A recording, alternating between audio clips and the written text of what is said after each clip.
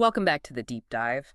We've heard some truly amazing stories about AI lately. Absolutely. Remember that incredible case, I think it was earlier this year, a mother actually used ChatGPT and, well, it helped her diagnose her son, rare neurological disorder. Like a dozen doctors had missed it. Yeah, I remember that. It's the kind of story that really shows the potential, doesn't it? How AI can, augment human expertise, uncover things maybe we'd miss. Exactly. Augment, not replace. That's a great point. But here's where it gets really interesting. Okay. Today, we're actually digging into a recent medical journal report, and it shines a light on the other side of that coin, a real cautionary tale about ChatGPT and getting medical advice from it. Ah, okay. So not the miracle story this time. No. Our mission here in this deep dive is to explore what went wrong, why it actually matters for you listening, and, what to keep in mind when you're thinking about AI and your health. We want to get you informed, fast, maybe with a little bit of dark humor along the way. Sounds good. Let's get into it.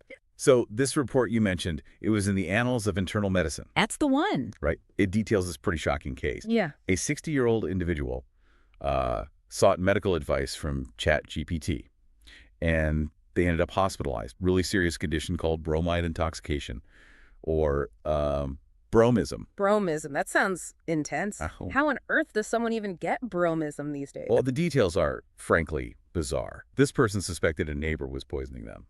Very paranoid situation already, it seems. Okay. So they consulted ChatGPT about it. And based on that advice, they swapped out their regular table salt, sodium chloride for sodium bromide. Whoa. Okay, so they just Yeah. placed their salt based on what the AI said? Apparently so. And this led to, extreme thirst. But here's the twist. They also became intensely paranoid about the water itself. Started distilling their own water, severely restricting how much they drank. Wow. So the AI advice didn't just cause the initial problem, it kind of spiraled with the person's existing paranoia. What happened when they got to the hospital? It got worse, fast. Within 24 hours of being admitted, the patient showed increasing paranoia, auditory and visual hallucinations. Oh, man. Yeah. They even tried to escape the hospital. It ended with an involuntary psychiatric hold. The doctors determined they were, a danger to themselves, unable to care for themselves. That's terrifying. And you said this bromism thing is rare. Extremely rare. The report calls it rare and has been almost forgotten. Almost forgotten. Leave it to an AI to dig up some obscure century-old poisoning method, right? Well, there's a history. Bromine salts were used back in the 19th century for mental issues, sleep problems. Really? Yeah.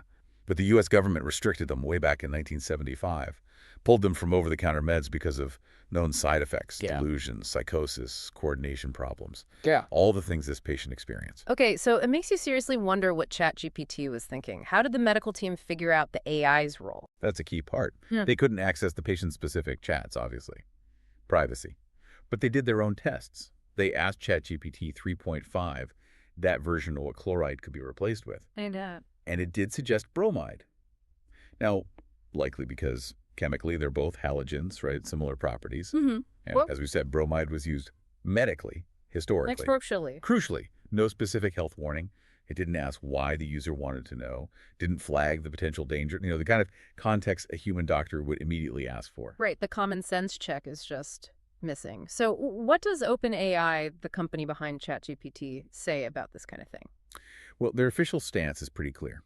Their outputs, quote, should not be relied upon as a sole source of truth or factual information, or as a substitute for professional advice. Standard disclaimer, really. They say their safety teams are working on guiding users towards professionals. And they've mentioned that GPT-5, the newer model, is supposed to be better at safe completions and have fewer inaccuracies. But the core warning remains. Okay, so the bottom line here for you, listening at home, seems pretty clear. We started with that amazing story, AI helping diagnose a rare disease. Right, the potential is there. But this case, it screams caution, extreme caution.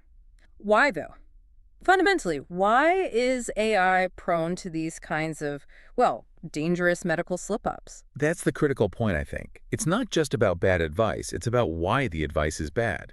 ChatGPT, even with all its data, lacks, common sense, real-world understanding. It can't infer intent? Exactly. It doesn't know why you're asking. It doesn't grasp the ethical weight of suggesting someone ingest a chemical. It can't assess a person's mental state from a text query. It's matching patterns, sophisticated ones, yes, but it's not reasoning like a human. So it's not just don't trust it blindly, it's understand why that trust is misplaced. Precisely. And research backs this up. There was a paper in the Genes Journal, I believe, pointing out that ChatGPT is actually very weak for rare disorders, ironically, given our opening story, and definitely can't be taken as a replacement for proper evaluation by a doctor. It can't connect the dots, ask the why, see the bigger picture like a trained professional would, especially in a complex situation involving paranoia and, well, obscure poisons. That's it.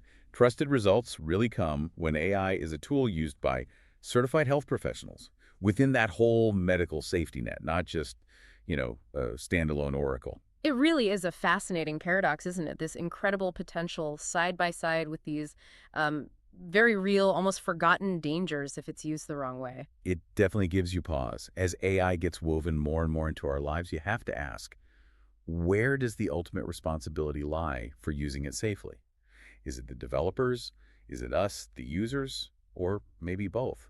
Especially when something as critical as our health is involved. That is a really powerful thought to end on, something for all of us to think about.